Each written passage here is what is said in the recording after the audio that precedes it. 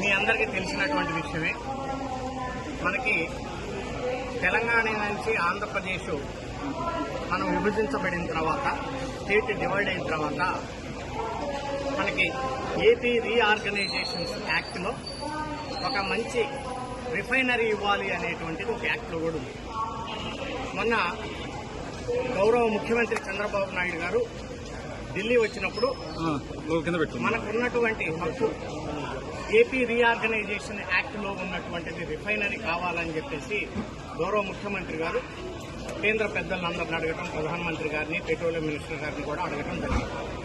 దాని మీద వెంటనే కేంద్ర ప్రభుత్వం కూడా స్పందించి ఒక మంచి refinery factory, oil refinery factory ఆంధ్రాలో పెట్టడానికి దాదాపు ఒక 60,000 కోట్ల రూపాయల పైన వెచ్చించి పెట్టడానికి ప్రయత్నాలు జరుగుతూ ఉన్నాయి.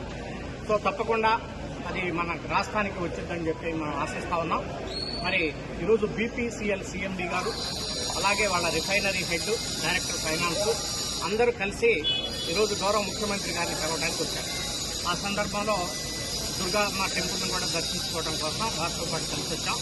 భగవంతుడి దయ వల్ల తప్పకుండా ముఖ్యమంత్రి చంద్రబాబు నాయుడు గారి యొక్క కృషి, అలాగే deputy chief minister Pawan Kalyan గారి యొక్క కృషితోటి ఒక మంచి ఇన్వెస్ట్మెంట్, ఒక 60,000 కోట్ల రూపాయల ఇన్వెస్ట్మెంట్ ఆంధ్రాకు వస్తే తప్పకుండా డైరెక్ట్గా కానీ ఇండైరెక్ట్గా కానీ ఒక 20 నుంచి 25,000 మందికి ఉద్యోగ అవకాశాలు వస్తాయి.